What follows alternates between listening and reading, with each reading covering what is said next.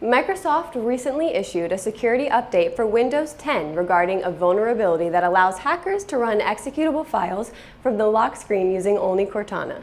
Many users opted out of the update, thinking the flaw to be a new feature, since before this, running executables from the Windows lock screen used to be a little more difficult. More on this and other cybersecurity news right now on the Daily SOC. And 5, 4,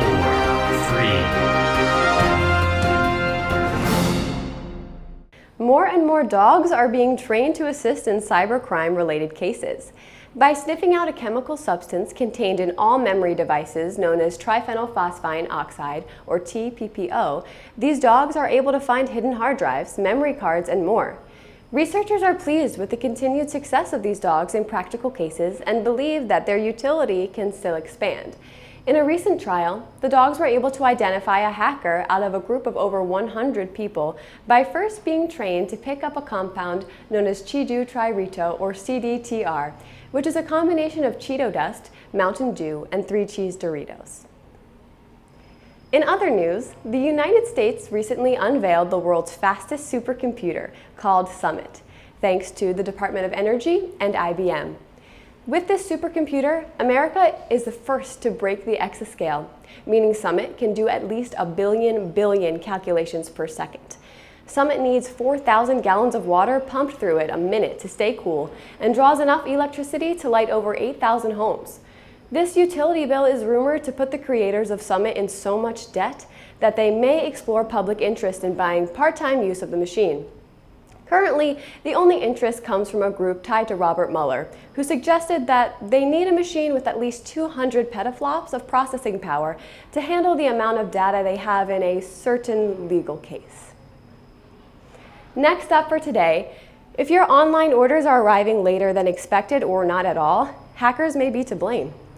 A group named Pen Test Partners discovered that the shipping industry is highly vulnerable during the maritime portion of the supply chain. Poor all-around security makes it possible to trick the ship's systems and its in-screen we trust young crews into thinking the vessel is somewhere it isn't or that a collision is imminent. Security researchers suggest network segmentation and proper credential management, while ship captains suggest carrying a jar of dirt. This reporter suggests just looking out the window. And last up, it's time for fan mail. If you would like to send us a letter, please address it to fanmail@tag-cyber.com. This week, we have a letter from Lil Messi 8675309, who writes, "Dear Laura, for the next few weeks, I have to be in Russia for work. My assistant told me to be careful while using my phone or computer while I'm there.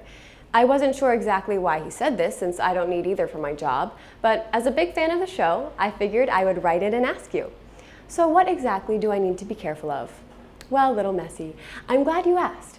With the World Cup going on, there are a massive amount of spectators traveling to Russia right now.